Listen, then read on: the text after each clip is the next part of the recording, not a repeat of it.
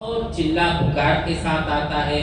اور حق جو ہے ہمیشہ خاموشی کے ساتھ آتا ہے، اور باطل چلا پکار کے ساتھ آتا ہے، شور کرتا ہے۔ باطل ہمیشہ اتنا شور شرابہ کرتا ہے، ڈراتا ہے، دھمکاتا ہے، وقتی طور سے حق اس کے سامنے دب جاتا ہے، جو سچائی ہے اس کے سامنے دب جاتی ہے، لیکن کچھ وقت کے بعد لوگوں کو سمجھ میں آتا ہے کہ حق آخر حق ہوتا ہے، وہ غالب آتا ہے، وہ باقی رہتا ہے، اور جو باطل ہوتا ہے، جو بہت زیادہ شور کے ساتھ آیا تھا اور جو بہت چلا پکار کے ساتھ آیا تھا، کچھ وقت کے بعد اس کی حیثیت بے قیمت ہو جاتی ہے۔ یعنی ہمارے آس پاس کے ماحول میں اگر ہم دیکھیں گے تو بہت ساری مرتبہ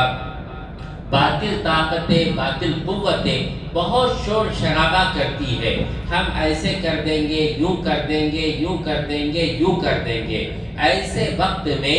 ہمیں گھبرانے کی ضرورت نہیں ہے، یہ وقتی شور ہوتا ہے اور یہ وقتی چیزیں ہوتی ہے، کچھ وقت گزرنے کے بعد باطل خود بخود دب جاتا ہے یا اللہ اس کو دبا دیتے ہیں، اور حق ابھرتا ہے، اللہ اس کی مدد فرماتے ہیں۔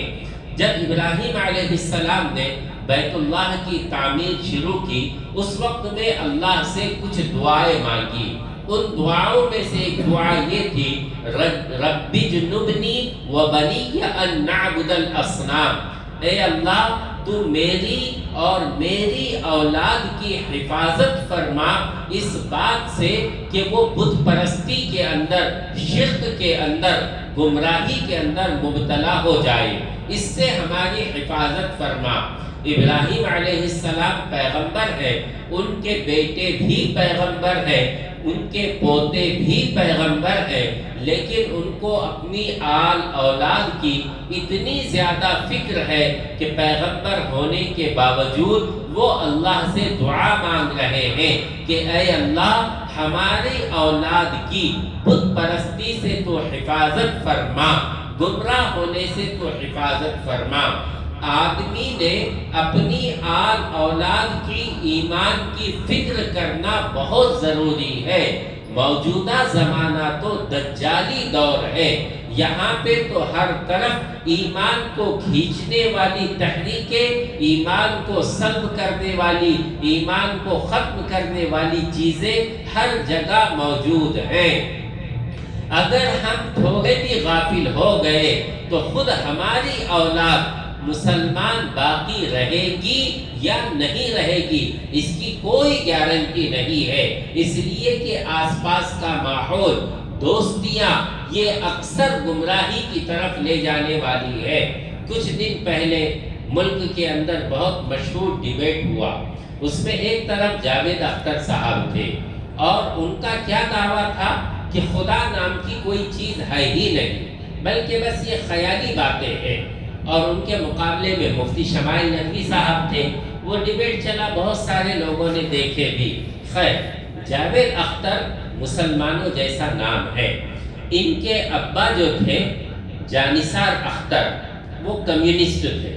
اور ان کے چچیرے دادا جو تھے وہ مولانا فضل حق خیر آبادی رحمۃ اللہ علیہ تھے۔ ہندوستان کی جنگ آزادی میں بہت نمایاں نام ہے مولانا فضل حق خیر آبادی رحمۃ اللہ علیہ کا، کہ جنہوں نے جنگ آزادی لڑی تھی، مولانا تھے، اپنے وقت کی بہت بڑی شخصیت تھی، اور ان کے پوتے کا کیا حال ہوا، وہ سوال قائم کرنے والا ہو گیا، ڈز گاڈ ایگزسٹ، کیا خدا کا وجود ہے؟ یعنی یہ سوچنے کی بات ہے، اتنے بڑے عالم دین کے گھرانے میں بھی ایسی اولاد پیدا ہو سکتی ہے کہ جو کھلم کھلا خدا کا انکار کرے، نہ صرف انکار کرے بلکہ اپنے انکار کو ثابت کرنے کے لیے ڈیبیٹ کے اوپر بھی آمادہ ہو جائے۔ تو ہمیں کتنی فکر کرنے کی ضرورت ہے۔ موجودہ زمانے میں ہر طرف فتنوں کا رواج ہے، ڈھکے ہوئے اور چھپے ہوئے اور ظاہری طور سے بھی ہر طرف فتنوں کی یلغار ہے. سوشل میڈیا پہ فتنوں کی یلغار ہے. لوگوں کو پتہ نہیں ہوتا ہے وہ کس کی باتیں سن رہے ہیں، کس کے بیانات سن رہے ہیں، کس کے خیالات کو سن رہے ہیں. آہستہ آہستہ زہریلے جراثیم لوگوں کے اندر گھس جاتے ہیں اور پتہ اس وقت چلتا ہے کہ جب بات بہت آگے نکل چکی ہوتی ہے. یہ جو جاوید اختر جس قبیل سے تعلق رکھتا ہے،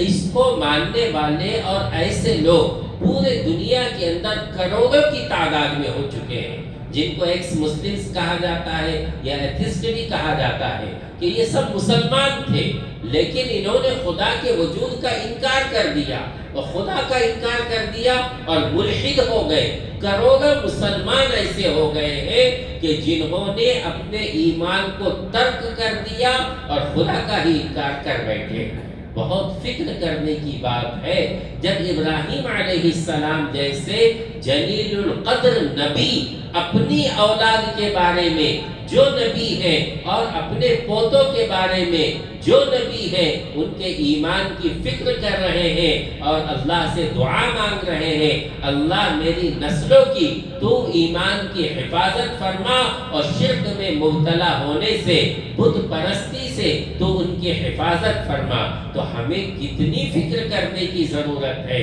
اپنے اولاد کے ایمان کی فکر کرنا یہ وقت کی بہت اہم ضرورت ہے. اللہ تعالیٰ ہمیں سمجھ